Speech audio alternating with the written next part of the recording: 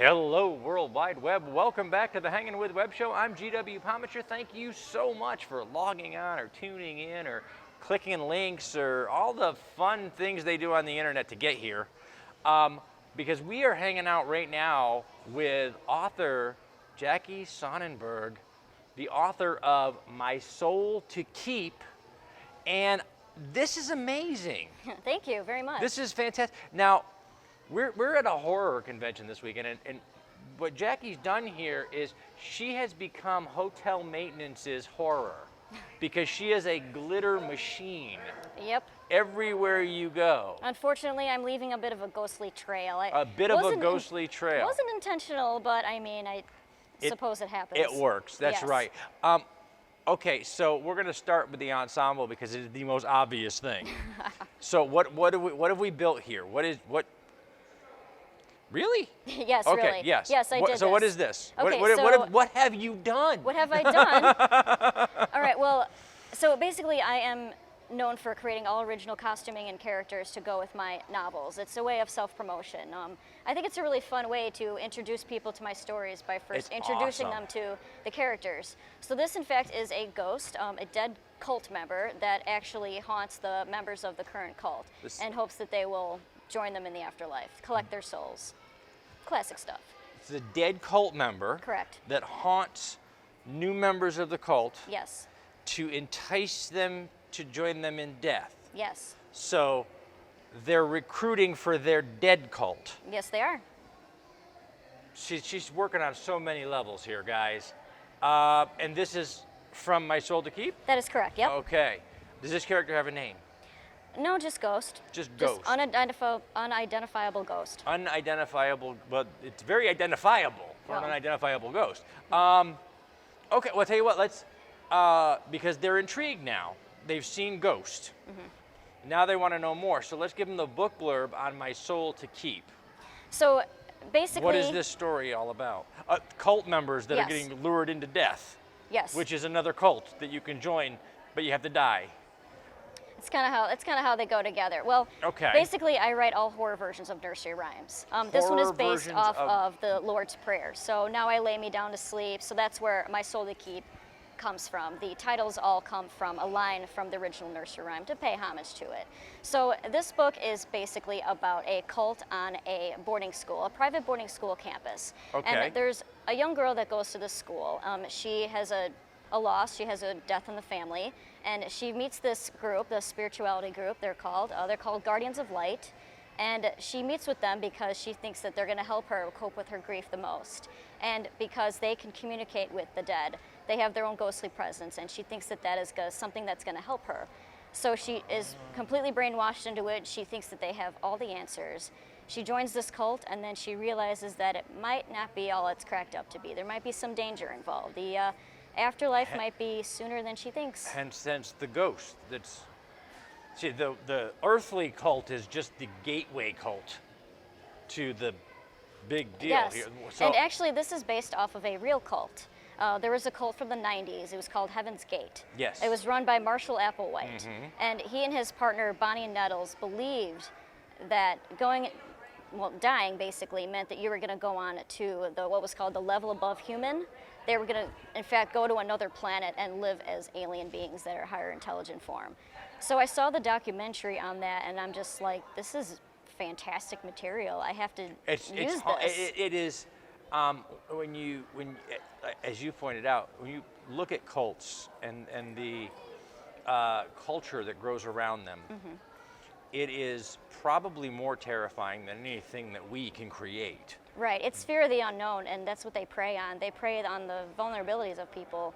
Yeah, because what they're selling is the idea that they know the unknown and that you don't. Exactly, that they have all the answers. Yeah, and it's frightening to think that what we will all give up to get a piece of that knowledge. Right. To feel like we know what nobody does. Exactly, to get all the answers. Yeah, it's crazy. Now, you base this, obviously you said you do horror telling of a nursery rhyme or a prayer or a, Yes. or a saying. This is from the Lord's Prayer. Yes. Okay. So you're sitting there one night, it's prayer time, we get the Lord's Prayer out, and you're like, that would make an awesome horror story. Well, I wanted to do something paranormal, and I just looked at it and I was able to just get something from those short lines because they really have a whole lot of meaning behind them. It could go in so many ways. And you know what? When you know, that's the idea that the Lord's Prayer is one of those examples where you really are in that moment when you're about to lose consciousness. And this is when we teach our kids usually to say the Lord's Prayer at bedtime.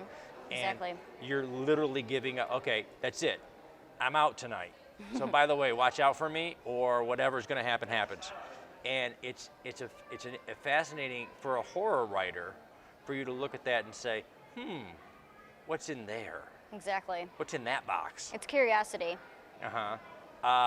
So, and you went to cult and ghost and cult ghost. Yeah, they work together so well. Just the fear of the unknown. It fits together very nicely. There's so many different things to unpack there. There really is. In that what we've been telling, you know, we tell our audience, and especially when we have other writers on the show, we've been telling stories since we could sit around the campfire, and horror stories are the first stories we ever told because they were what's out there that's going to eat us. Exactly. Things that go bump in the night that can't be explained. Yeah, and that's the scariest stuff. And so, how long have you been writing?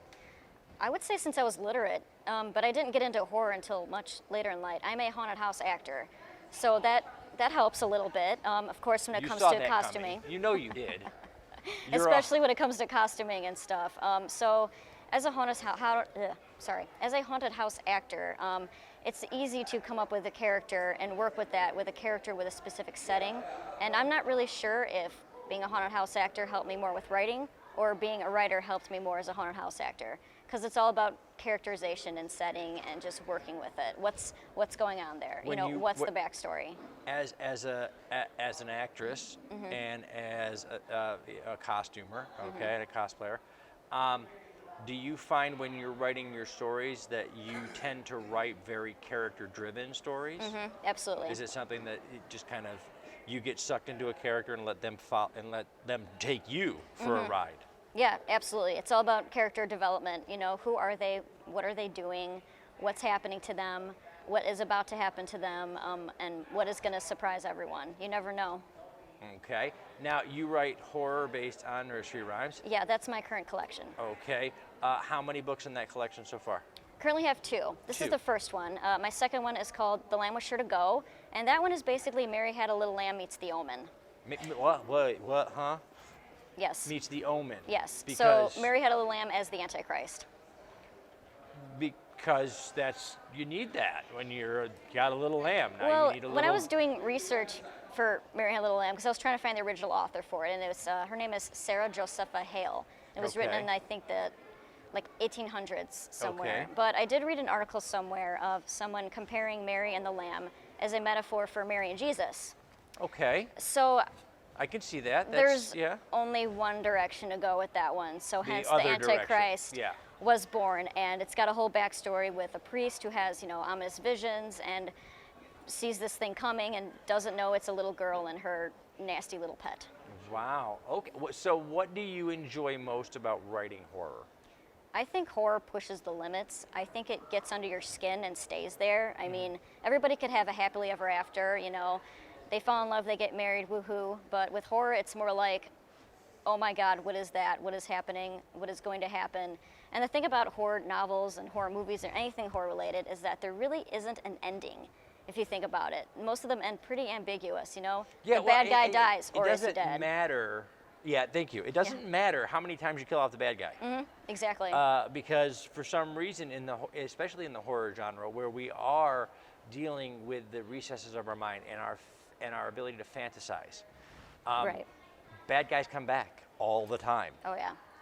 Same bad guy, new bad guy, inspired bad guy. Generally speaking, as soon as we say the end, that's really the beginning of the next story. So that's kind of amazing. Now you have 2 books in this series so far. You had another one coming?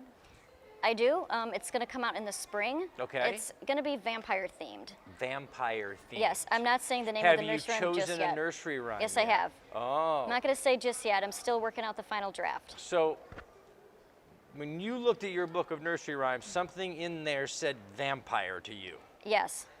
So that's your challenge, YouTube. You're gonna go home, you're gonna grab your Bartlett's Familiar Quotations, and you get to your nursery rhymes, and you have to find the vampire. You won't be able to find it. You won't be. No. Jackie's the only one who saw a vampire in there. Oh, it's completely fabricated. Just bam. Yeah, it's hard to explain. It's something in there just said, oh, this is a vampire tale. Yes. Nicely done.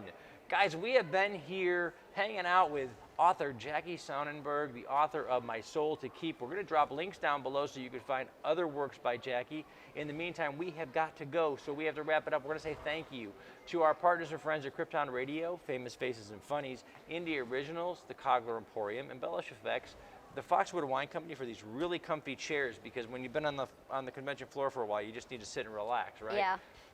We want to thank our friends over at Hearts Helping Others of Central Florida, our great friend Josh Bauer, for all of these great pieces on set, our great new friends here at Sherry's Bright Ideas for this fantastic lamp from Scooby-Doo. That's awesome for the set today. And thank you for logging on and tuning in. Keep coming back and see who we're hanging with next. Awesome. Thank you so much, Jackie. That was Thank you so fantastic. much. Yes, ma'am. It's awesome.